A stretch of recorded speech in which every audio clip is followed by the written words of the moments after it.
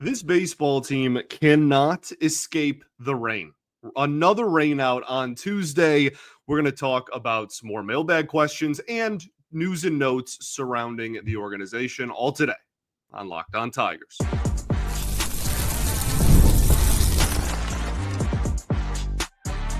You are Locked On Tigers, your daily Detroit Tigers podcast. Part of the Locked On Podcast Network, your team every day.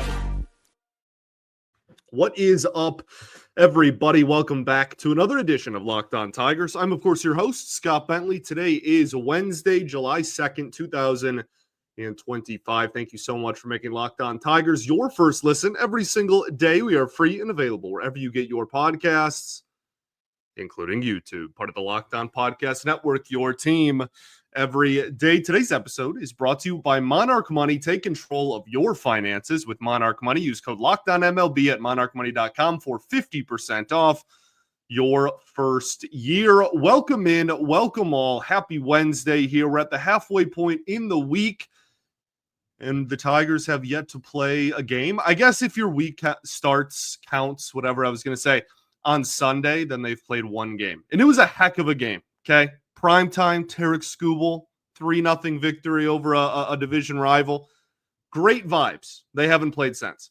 Rained out on Tuesday, scheduled day off on Monday. The Tigers are scheduled to play a split doubleheader on Wednesday now against the Nationals to make up for that.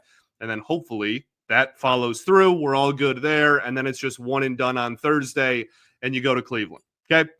So where does that leave us for today's show? Well, I'm not going to pretend like I'm smart.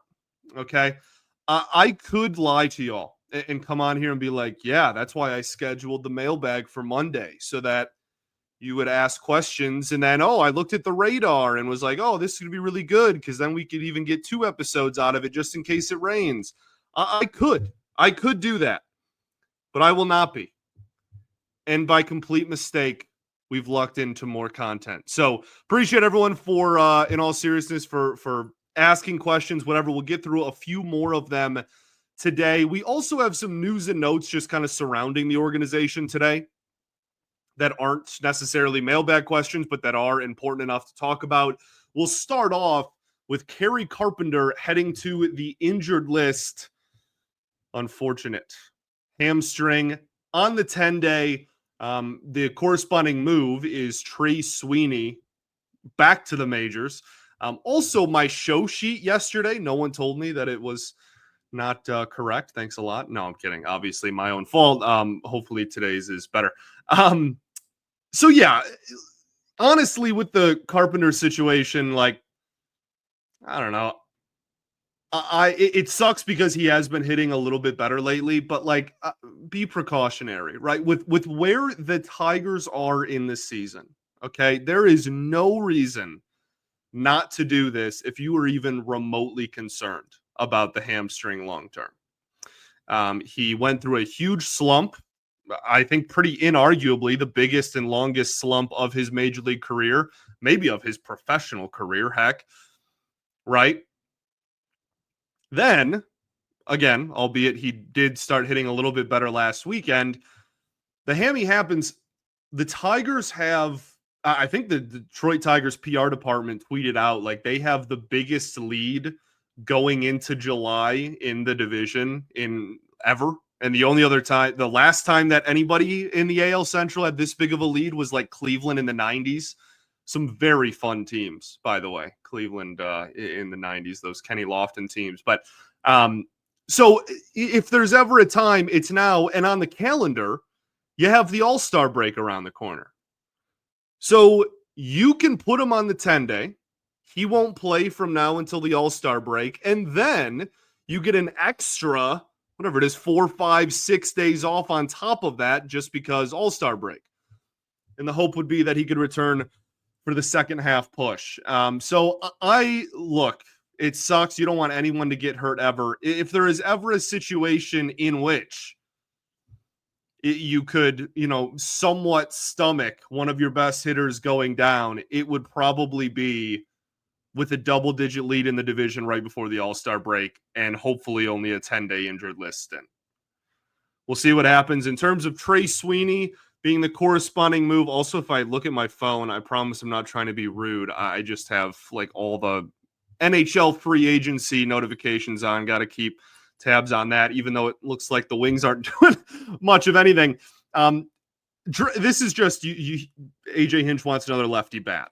We talked about how Trey Sweeney doesn't necessarily have a built-in spot with McKinstry and Vierling and Javi all in the infield, but without Carpenter, that opens up a spot for Vierling to play more of the outfield. Actually, before it was rained out on Tuesday, before that game was canceled, postponed, whatever the terminology, Vierling was scheduled to play corner outfield. So I'd imagine he'll get more of a look out there. Obviously, you have Winfield Perez on top of that, which then opens the door. Javi can play third, and McKinstry can play short. Sweeney can pinch hit for people late in games, whatever.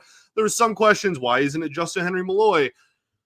I get it, and he's been hitting well for average down there. His slug since going back down to AAA has been abysmal, so that's, I think, matters for something. On top of that, again, I think they really just want a lefty bat more than they want an outfielder.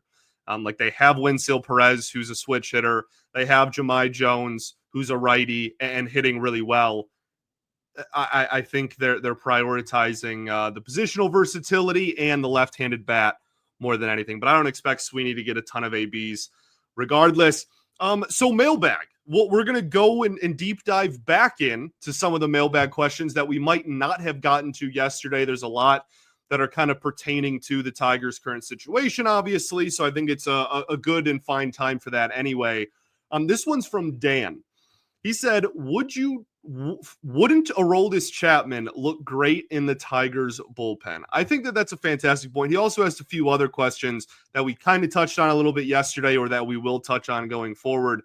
But yeah, honestly, I think Chapman is going to be one of the most sought after relievers in all of baseball this trade deadline.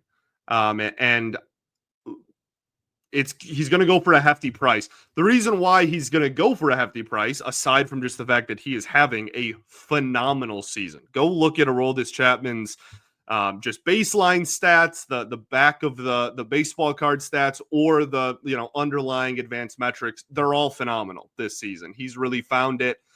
He never really lost it. I think there was he was walking people a lot when he was with Pittsburgh, I guess, but like outside of that, he's kind of always been that dude on the mound. So, but this one even more so than the last few years, he is having an unbelievable season. And so you have that on top of the fact that the Red Sox are not publicly stating that they're going to sell. Now, they traded their best player. So their best hitter, at least I should say. So, I mean, who knows? I am done trying to predict whatever the heck Breslow is thinking in the front office. I am done. I don't ever want to play that game ever again. That's like scary. Okay. I don't want to go inside Craig Breslow's brain, but I think that the American League wildcard race is playing out in a way where pretty much everyone except like the obvious bottom feeders are still kind of all somewhat in it. And they're going to have to make a decision at the buzzer on whether they are buying or selling. And that decision might just come down to how much teams are willing to give up for half a year of Aroldis Chapman. So I think he gets moved. I think it would be silly unless the Red Sox completely turn it around and are in a wild card spot at the deadline. I think it would be kind of silly not to, from their perspective. But I think that is someone that is going to be very heavily talked about in the Tigers fandom and in the Tigers community over the month of July, because he's been phenomenal, and he is kind of, I say he's exactly what the Tigers need in their bullpen. I think 30 bullpens would say the same thing about how he has pitched this year. Let's talk about another Boston Red Sox player in the name of Alex Bregman and what that could look like for the Tigers as well. We'll do that right after this. Got to talk to y'all today about our friends over at SupplyHouse. Get the supplies you need from the site that is made for the skilled trades. SupplyHouse, whether you're into plumbing, HVAC, or electrical work, SupplyHouse is the reliable way to order products online. Their easy-to-use website is packed with helpful resources and the latest product info to help you get the job done right. Plus, with a complete inventory of over 200,000 parts from 400 plus top brands, you'll find exactly what you need delivered fast from coast to coast. If you need help with an order, well, SupplyHouse offers expert support and industry-leading service, so you'll always talk to a real person every time. And for trade pros that are looking for that extra edge, their free TradeMaster program is available and offers exclusive perks like a dedicated phone line, free shipping, and discounts on every order. Thousands of skilled professionals are already taking advantage.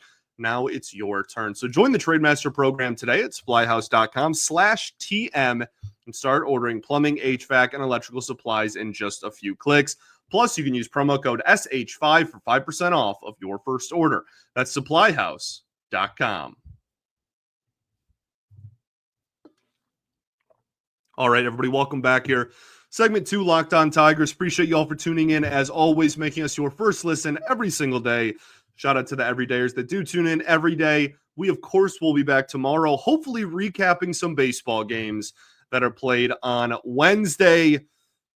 Regardless, appreciate you for tuning in, even on a rainout day. So talking about some more of your mailbag questions, we got a lot about Alex Bregman, okay? We didn't talk about it yesterday because it was it's just so obviously going to be a talking point that like we're going to have this conversation a little bit, okay, today, a little bit. We're going to slowly open the door for it. I'm sure we're going to have this conversation 62 more times from now until the end of July, which is impressive because we will have about half of those episodes, or maybe a third of the amount of shows. But Bob Nightingale reported earlier in the week that if Alex Bregman was to be traded by the Red Sox, that the Detroit Tigers would be, quote, all in. Okay. That was Bob Nightingale's report. Now, Bob Nightingale, I love him. Okay. He is not always known for his accuracy. Okay. It's a hard job. It's a lot harder of a job than I think the general public realizes at times. I'm sure he was told information by people he trusts or trusted, but that doesn't change the fact that there's been some misreporting over the year. I obviously I don't know who his source in the Tigers organization is. I have no clue how accurate this is, but I know that the fan base is going to be clamoring about it a lot. There's a lot of interesting factors that go into the Bregman decision. Okay, one is the Red Sox, which we already talked about a little bit with the Chapman side of things. Okay, Chapman is a rental. He's going to be gone at the end of the season. If the Red Sox aren't solidified definitely in the wild card race, then they should move on from him. Bregman could be a rental, but he also could not be a rental. We obviously know how the contract situation worked. He's got an opt-out after every season and is making $40 million a year. It's a lot of money.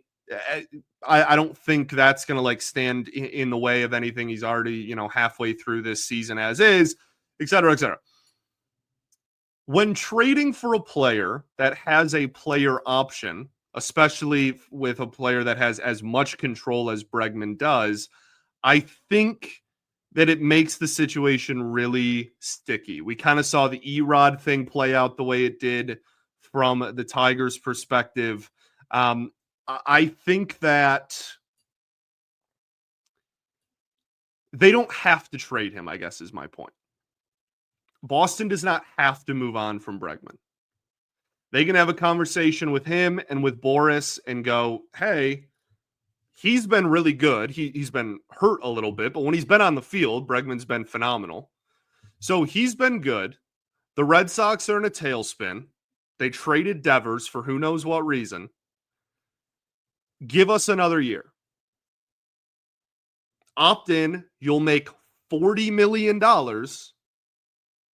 and you can just whatever, like not opt into the final year of the 3-year deal and whatnot. There's so many moving parts. I don't think it's a guarantee that Bregman gets moved. Now, again, if the Red Sox are just terrible and lose the entire month of July, then yeah, they'll trade him for sure. But if there is a team that has the resources and the ability to negotiate with Bregman long term, whether he opts in or opts out of this deal, it is probably the Tigers, the team he thought he was literally going to over the winter. So I think there's a lot of moving parts there. I would not count on it. I don't think that Bregman is going to be a Tiger post-trade deadline. Honestly, I don't think he's moved at all, again, unless the Red Sox completely just spiral out of control. But because he has the power with all the player options, he very easily could just go, hey, I'm opting out. You might as well trade me. I don't really see this going anywhere. So we'll see what happens. From Chris, we have, if the Tigers can't/won't re-sign Skubal and decide to trade him next deadline, what kind of haul would he bring back? Not trying to kill the vibes, just curious. Well, the not trying to kill the vibes thing I think is important because I think that kind of insinuates that you'd rather extend him, like I'm sure most Tigers fans would. The big rebuttal to, okay, we're not going to extend him is always, well, then you might as well trade him. And I completely understand that logic. You don't want to lose him for nothing. That being said, the goal is to win. And the goal is to every season put together the best possible team you can. Certainly where the Tigers are right now, that is the plan, right? And so he's under contract this year. He's under team control next year. If they were to move him, if they were to move him, which I don't want, they should just do it this deadline, and they won't. Okay. And the reason why is, again, because the goal is to win. Why even sign anyone to 1-year deals or have like team control for 1 year left if you're just never going to try to keep all the talent you have and try to win? The Tigers have the best record in baseball. They're not trading Tarik Skubal this year, certainly. The talks will come back up over the winter. I don't think he's moved over the winter because the Tigers are having a really good year, and why would they do that? Next season, the only way he is traded at the deadline is if the Tigers absolutely suck. And if they do suck, then they will gladly and happily trade him, assuming they haven't worked out a contract extension by that point. If the Tigers are still good next year, he's not going anywhere because, again, for the 5th time, the goal is to win games, and he is the best pitcher in baseball. Like that, it's really as simple as that in my brain, at least. If he is such a big piece to what this team is trying to do and what this team is trying to accomplish on a season-to-season basis. If your goal is to win a World Series, you keep the best pitcher in baseball. And if you win and he walks away, well, then it was worth it because you held on to him and you got hardware, which is the whole point of this. So I don't think he's getting traded. I think it's a valid question to bring up. I think the like thought process you have of like, okay, well, if they're not going to extend him, I think that's a concern that a lot of fans have. And I appreciate, the fact that those kind of questions are coming up as often as they are. Unless the Tigers completely fall apart and just absolutely suck, I really don't see it happening this year or next year. And a lot of that has to do with the fact that the Tigers are really good. Okay. From David, we have, besides his injury, do you think Kerry can be an all-star in his career? He's so underrated. Let's talk about Kerry Carpenter and, his profile and kind of what we can expect from him long-term potentially when he's back from injury. We'll do that and a few other news and notes right after this. Got to talk to you today about our friends over at Monarch Money. Have you ever wished managing your money felt easier? With Monarch Money, it can. Whether you're into growing or saving, it doesn't matter. Planning to, a big purchase, huge purchase. Monarch puts you in the driver's seat of your finances. It's like having your own personal CFO, giving you full visibility and control over your finances. Monarch Money is more than a budgeting app. It's a complete financial command center, and you can track all your accounts, investments, and spending all in one place. So in addition to managing your money, you're also building your wealth. There's so many great features. I think that I mention it all the time, but kind of highlighting the things that you have subscriptions to or the things that you spend a lot of money on has helped me save exponentially. And if you share finances with someone, Monarch Money helps a ton. It has never been easier to share your financial goals. So take control of your finances with Monarch Money. Use code LOCKEDONMLB at monarchmoney.com for 50% off of your first year. That's monarchmoney.com. Code LOCKEDONMLB for half off of your first year. All right, everybody, welcome back here. Third and final segment of Locked On Tigers. Appreciate y'all for tuning in as always. So before the break, we had a question from David that was, do you think Kerry can be an all-star in his career? It's interesting. Yes, I think he can. I also think that Kerry has a role on this, I don't want to say niche, because his role is to hit, and that's not super niche in the game of baseball. If you can hit, you'll play.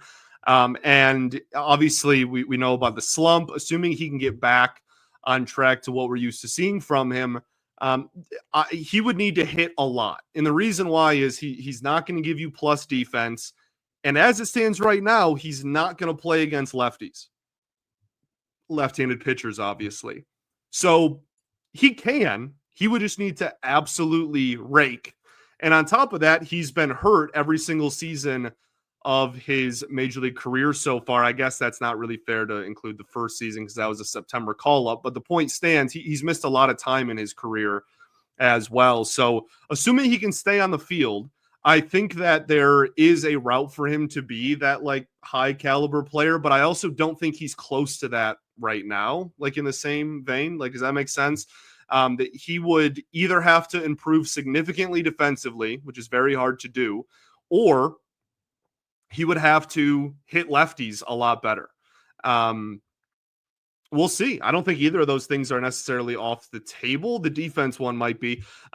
He's hit lefties at point in his minor league career, but obviously major league pitching is a lot harder, and he has yet to prove that he can really over a consistent period of time at the major league level. So I don't know. I view him more as a 2 to 2.5 WAR player.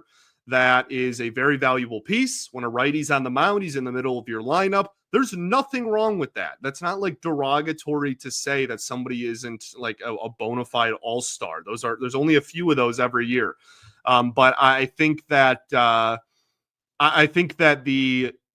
he is still in a point where there are lots of areas for him to improve on at the same time. That's all. So we'll see. I obviously hoping that he can get back on the field sooner rather than later.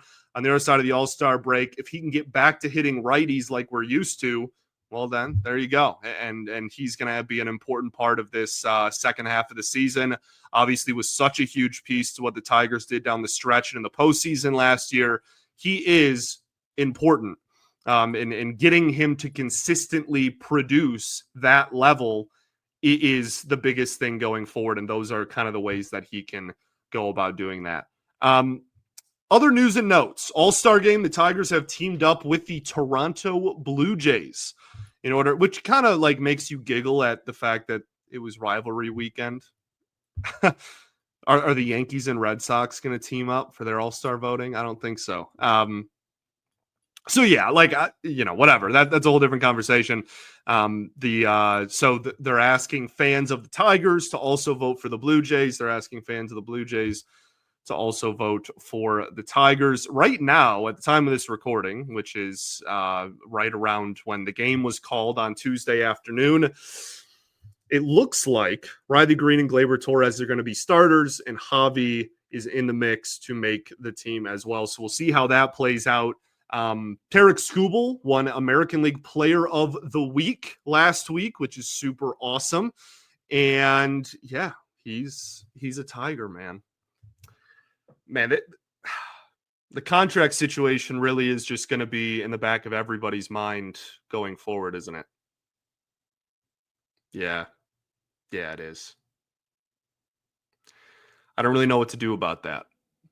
I don't think there really is anything to do until an extension is signed or he's a free agent. We'll see. We're going to enjoy the time we have, okay? We're going to enjoy what's in front of us. Focus on having the best record in baseball and the best pitcher on the planet. Matt Gage elects free agency. So he was DFA'd and could have returned to AAA off of the 40-man roster. Instead, he elects free agency. That doesn't mean that he can't come back at some point if there's not a lot of interest in his services or whatnot.